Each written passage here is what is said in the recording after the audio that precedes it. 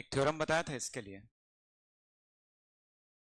कितना बताया था, 1/4 वाला। ठीक, तो देखो एक चीज तो आप चाहो तो इन तीनों को लेकर के आप क्या निकाल लो, पहले एरिया निकाल लो और उस एरिया का क्या करना, ठीक है, 1/4 कर देना, आपको इनमें से कोई एक मिल जाए।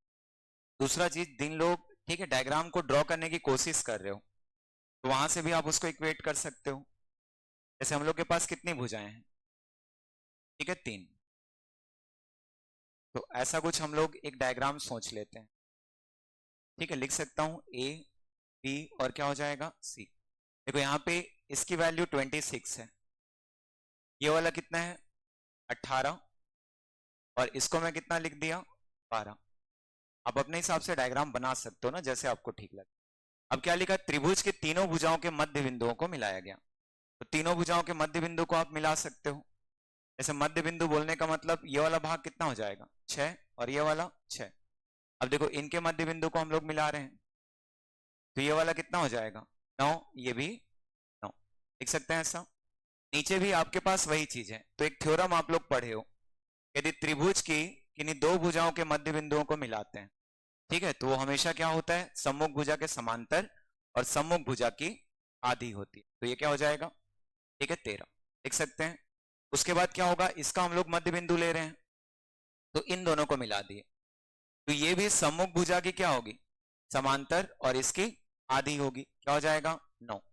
इस वाले को मिला दिए, तो जब इसको हम लोग मिलाएंगे ये भी सम्मुख भुजा की क्या होगी, समांतर, और इसकी आधी होगी, मतलब ये कितना हो जाएगा 6 हो जाएगा। और हम लोग को यहाँ पे किसके लिए बोला गया है, ठीक किसके लिए बोला गया है, तो यही बनने वाले भाग के लिए। और इसके लिए जब आप लोग निकालोगे तो पहले तो आप ये क्लियर कर लो कि आप किसको लेकर के चलना चाहते, ठीक 26, 12 और 18 को, या 13, 9 और 6 को, जिसको भी लेना है ले लेना। जैसे मान लो मैं अभी लिख दिया किसको 13, 6 और 9 को, तो पहले s equals to 13 plus 6 plus क्या हो जाएगा 9, लिख सकते हैं, डिवाइडेड बाय क्या होता है, ठीक है 2, ऐसा हो जाएगा।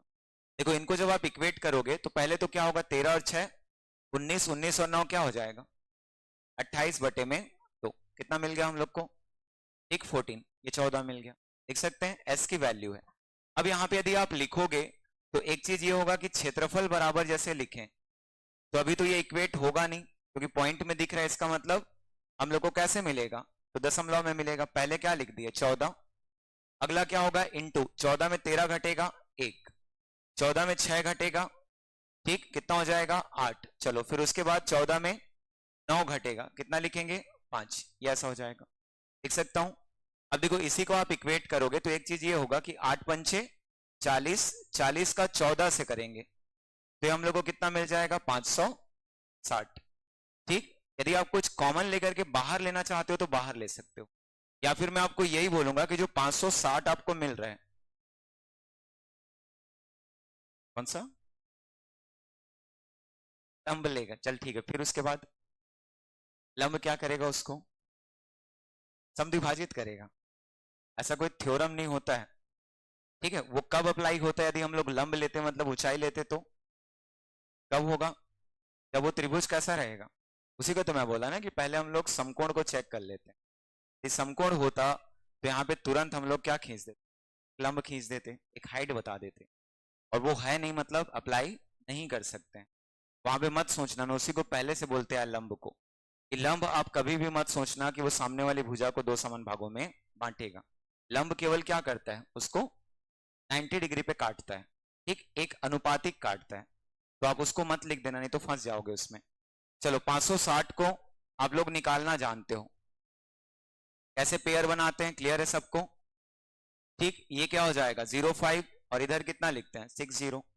सबसे पहले 5 दिखाई दे रहा है तो एक संख्या को उसी संख्या से गुणा करते हैं, क्या हो जाएगा 2, तो 2 दूनी 4, यहाँ पे ऊपर में क्या लिख दिए 2, नीचे 4 हो जाएगा, तो थोड़ा सा स्पेस छोड़ के लिखते हैं, ठीक है, सर बताए भी होंगे इन सब चीजों को।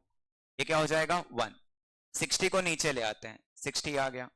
अब देखो कोई वैल्यू ऐसी लिखेंगे जो 4 के इकाई अंक में होगा और उसी संख्या से उसका गुणा करते हैं, तो या तो 160 आ जाए या फिर 160 से कोई छोटी संख्या आ जाए। तो देखो इसमें वो सामने वाला लिख करके दिया है कि वो क्या होगा 3 ही होगा, ठीक। अब 3 होगा मतलब आप यहाँ पे 3 लिख लो, 4 में इससे बड़ी हो जाती, तो 3 लिखे मतलब 3 तिया 9, और 3 चौक क्या हो जाएगा 12, 129 हो गया। 4 लिखते मतलब 160 से बड़ी हो जाती। अब इसी को हम लोग लिखेंगे तो ये कितना हो जाएगा 46। इधर जब आप लिखोगे तो 10 में 9 घटा 1, ठीक है, 5 में 2 घटा 3, ये तो कट गया। अब देखो इनका रूल होता है कि आप जैसे यहाँ पे एक दशमलव लगाए हमेशा एक पेयर नीचे आता है, तो 2 0 हो गया। अब अगले को फिर से आप लिखोगे तो देखो इन दोनों को चेक करना है, यहाँ पे 4 है, यहाँ पे 31 है, मतलब 7 बार हो सकता है आपका क्या हो जाए वो विभाजित हो जाए।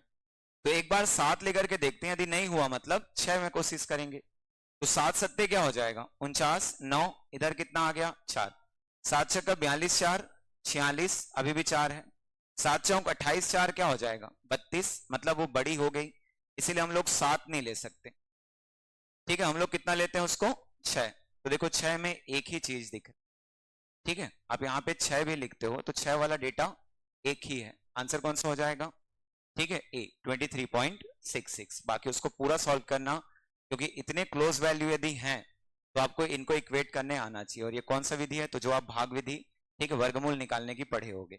ठीक है, तो ये रेयरली कभी कभार देखने को मिल जाते हैं, कर पाओगे।